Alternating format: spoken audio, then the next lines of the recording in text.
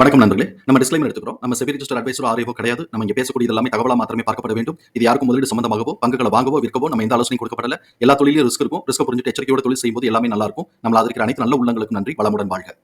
வணக்கம் நண்பர்களே. நம்ம 2026க்கான ஆனுவலைஸ்டு அனாலிசிஸ் பார்த்துட்டு வரோம். அந்த வரிசையில இப்ப நம்ம பார்க்கக்கூடியது கிராசிம் இண்டஸ்ட்ரீஸ். வரக்கூடிய 2026க்கு என்ன வாய்ப்பு இருக்குங்கிறதுக்கான ஒரு தேடுதல் முயற்சி. இவங்களுடைய அனாலிசிஸ் பார்க்கும்போது ட்ரெண்ட் லைனை பொறுத்த வரைக்கும் இவங்க மொமெண்டம் ட்ராப் அப்படிங்கிற கிளாசிஃபிகேஷன்ஸ்குள்ள வராங்க. Low financial strength, mid valuation, டெக்னிக்கலா மூமெண்டம், மாடரேட்லி புல்லிஷ்ல இருக்கு. அனாலிசிஸ்ட் பிரைஸ் டார்கெட்டா 3302ங்கிற லெவலில் டார்கெட் அப்சைட் பண்ணியிருக்கிறாங்க. நம்ம இந்த வீடியோ ரெக்கார்ட் பண்ணக்கூடிய தருணத்தில் 2837ங்கிற லெவலில் ட்ரேட் ஆகிக்கிட்டு இருக்கு. இவங்களுடைய பிஇ வேல்யூஷனை செக் பண்ணும்போது கரண்ட் பிஇக்கும் சரி, 1 இயர் ஃபார்வர்ட் பிஇக்கும் சரி, ஓவர் வேல்யூன்னு சொல்லிட்டு இண்டிகேட் ஆகிக்கிட்டு இருக்கு. இவங்களுடைய ஃபண்டமெண்டல் கீ மெட்ரிக்ஸில் high level of liquidity position maintain பண்ணுறாங்க, லோ ரேட் ஆஃப் ரிட்டர்ன் எடுக்கிறாங்க, டெப்ட் டு ஈக்விட்டி பியாண்ட் டாலரன்ஸில் இருக்குது 1.9. அப்போ நம்ம அந்த 0.9ங்கிற இதை வந்து நம்ம புக் வேல்யூவில் அட்ஜஸ்ட் பண்ணிக்கிட்டோம்னா நம்மளால் வந்து இப்போ ஒரு ப்ரைஸோடைய மூமெண்ட்டை ஓரளவுக்கு சரியாக கணிக்க முடியுங்கிறது நம்முடைய பார்வை. பிஇயை பொறுத்த வரைக்கும் 44.2 இருக்கு. இது நம்மளை பொறுத்த வரைக்கும் எக்ஸ்பென்சிவ் வேல்யூவேஷன். அதே மாதிரி பிபியை பொறுத்த வரைக்கும் சப்சிக்வெண்ட்டாக க்ரோத்துக்கான ஆப்பர்ச்சுனிட்டி இருக்கு. ஆனால் இந்த 1.9 நம்ம இதில் அட்ஜஸ்ட் பண்ணினோம் அப்படின்னு சொன்னோம்னாக்க இது 4 கிட்டக்க வரும். அப்படி வருது அப்படின்னு சொன்னால் இது எக்ஸ்பென்சிவ் வேல்யூவேஷனுக்கு டர்ன் ஆகும். பெக்டிடிஎம் வந்து -17.2 இருக்கு. எக்ஸ்பென்சிவ் வேல்யூவேஷனுங்கிறத இண்டிகேட் பண்ணுது. நெட் கேஷ் ஃப்ளோ பாசிட்டிவாக இருக்குது. அதே மாதிரி நிஃப்டி 50யோட 2025 நிஃப்டி 50யோட ரிலேட்டிவ் ரிட்டர்ன் +4.8 இருக்குது. பார்ப்போம் இந்த வருஷம் அவன் எப்படி கொடுக்க போகிறான்னு பார்ப்போம். பீட்டா ஸ்கோர் 1 இயரில் 1.05ங்கும் போது ஹை வாலட்டிலிட்டி, ஆவரேஜ் வாலட்டிலிட்டி, இல்லாட்டி நார்மல் வாலட்டாலிட்டிங்கிறத கவனத்தில் எடுத்துக்கிறோம். ட்ரெண்ட் லைனில் பார்ட்டிசிபேட் பண்ணக்கூடிய அனாலிசிஸ்டுடைய ஃபோர்காஸ்ட் எப்படி இருக்குன்னு பார்க்கலாம்.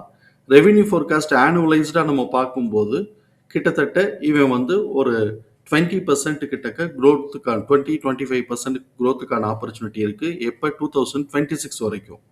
2026-27 நம்ம பார்க்கும்போது கிட்டத்தட்ட ஒரு 10% 10 to 12% கிட்டக்க க்ரோத்துக்கான ஆப்பர்ச்சுனிட்டி இருக்குன்னு பார்க்குறோம். இது revenue forecast.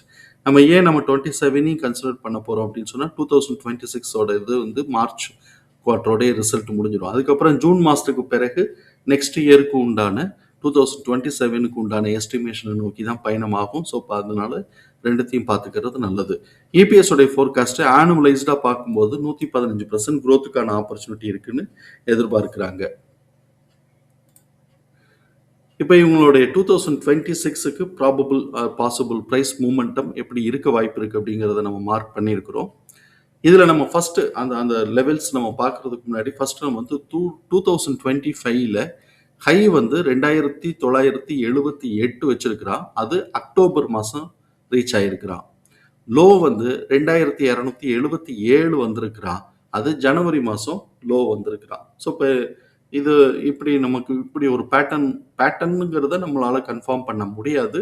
But last year இப்படி நடந்திருக்கு. இந்த இயருக்கு அதுக்கு எவ்வளோ தூரத்துக்கு ரிலேட்டிவிட்டி இருக்குங்கிறத நம்ம பார்ப்போம். இதெல்லாம் கவனத்தில் எடுத்துக்கக்கூடியது. இந்த ஜனவரி மாதம் கரெக்ஷன் வருது அப்படின்னு சொன்னாக்க அவன் போன வருஷம் ஜனவரியில் தான் லோ வச்சிருக்கிறான். இப்போ பிப்ரவரியில் டர்ன் ஆகுதா, கன்சாலிடேட் ஆகுதா, டர்ன் ஆகுதா அப்படிங்கிறதெல்லாம் நம்ம வந்து ஒரு அனுமானிக்கிறதுக்கான ஒரு சின்ன ஒரு இன்ஃபர்மேஷனாக தான் இருக்க முடியும். ஸோ இப்போ இங்கே வந்து நம்ம லெவல்ஸில் அந்த எந்த லெவல்லலாம் கவனமாக இருக்கணும் அப்படிங்கிறத பார்க்குறோம். பிரேக் பாயிண்ட்டுங்கிறது 2762. இப்போவே அதுக்கு மேலே தான் இருக்கிறான். ஆனால் இது வந்து ஒரு பேட்டர்னாக சைட்வேஸ் பேட்டர்னாகவே ஒரு ஹை லோ அப்படிங்கிற லெவலில் அந்த ரேஞ்ச் பவுண்டுக்குள்ளேயே போய்கிட்டு இருக்கிறான். ஸோ இப்போ இந்த இடத்துல வந்து இந்த ரேஞ்சை உடைச்சு ஸ்ட்ராங் அப்சைட் மூமெண்ட் கொடுத்தான்னா நம்ம கவனத்தில் இருக்கக்கூடிய ப்ரைஸ் ரேஞ்சுங்கிறது 3061லேருந்து 3247. அதை உடச்சி மேலே போகிறான்னா 3380லேருந்து 3463. நார்மலாக இந்த மாதிரி நேரோ ரேஞ்சில் வந்து அடுத்தடுத்த லெவல்ஸ் வந்துச்சு அப்படின்னு சொன்னால் அந்த செகண்ட் லெவலில் உடைக்கிறது கஷ்டமாக இருக்கும்.